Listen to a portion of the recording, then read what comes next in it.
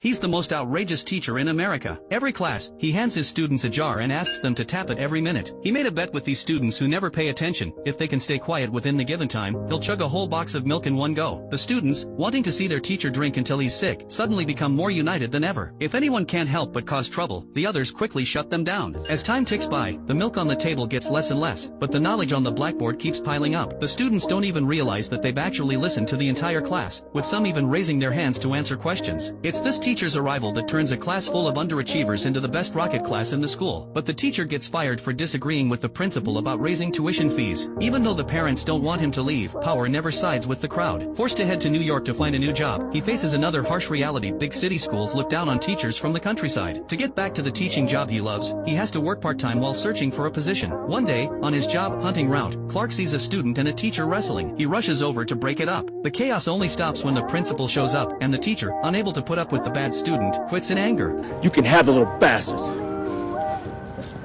I can start right now. Impressed by Clark's outstanding teaching record, the principal decides to give him the best rocket class in the school. But Clark's eyes are on the neglected underachieving class across the way, where students are doing whatever they want, their behavior a clear sign of their mischievous nature. To everyone's surprise, Clark chooses this troublesome class. Even after the principal explains that 6 teachers have already been driven away by the students, Clark sticks to his decision. He believes that every abandoned underachiever is a poor kid who's been neglected and covered in dust. But Clark's confidence doesn't bring him good luck. On his first day of class, the students give him a rude welcome. Don't do that.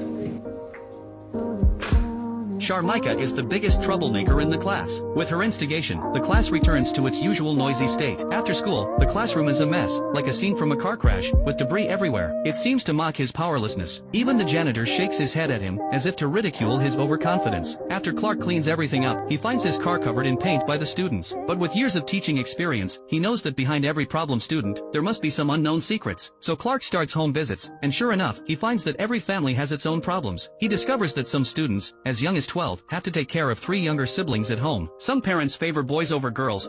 I like to read, especially when Quiet ladki. Men are talking, okay?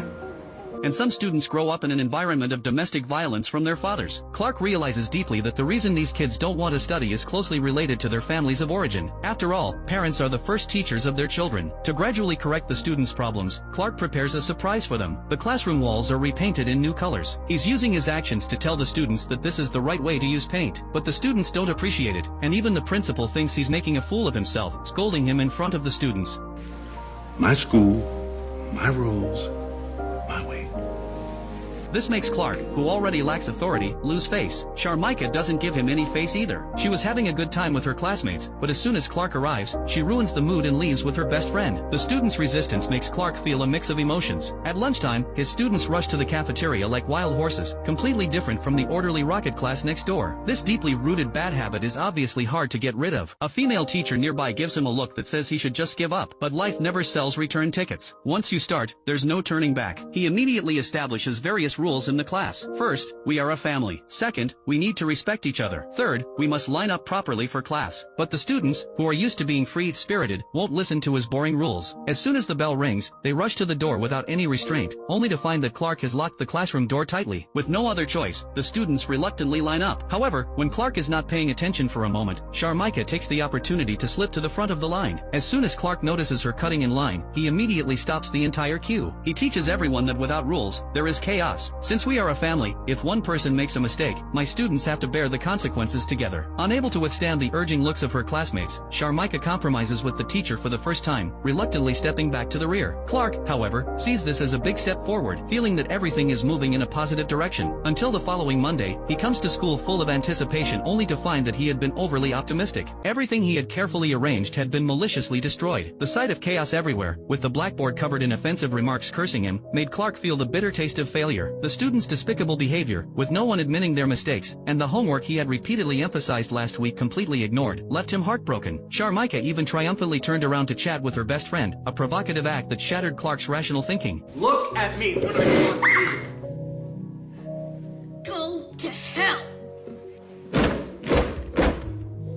The The sudden burst of anger made the air suddenly quiet. Everyone was stunned by his uncontrollable side, and even Clark himself was at a loss. He hastily grabbed his clothes and fled the school in a daze. This was the first time in his many years of teaching that Clark had ever thought of giving up. He confided in his friend, feeling wronged that he, a teacher who advocates gentle education, had lost control in front of a group of elementary school students. He began to doubt whether his kindness was right. Maybe not all students are worth redeeming. But his friend comforted him, saying that he couldn't let a few setbacks extinguish the flickering desire in his heart. Occasionally trying something new might bring unexpected rewards. His friend's words instantly inspired Clark. He called out the most playful student in the class, added some stakes, and played poker with him. By following his interests and addressing the problem directly, he could not only avoid the student's rebellious psychology but also subtly guide him to review math while betting. What number multiplied by itself gives you 36?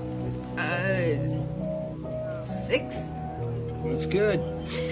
This made him even more convinced that there are cracks in everything, and there is always a direction that allows light to shine through. During the break, he even asked Sharmika to teach him how to jump rope, but the seemingly simple jump rope was not that easy. After repeated failures and falls, he proved to the students with his actions that if you sow with tears, you will reap with a smile. However, the principal did not approve of his behavior. He called Clark to the office and scolded him for not being a good example as a teacher. He insisted on playing with these good, 4-0 students in the underachieving class, which would corrupt the school's atmosphere and affect other students who wanted to study. After hearing this, Clark was unconvinced. He made a bet with the principal that all his students would pass the graduation exam without exception in 6 months.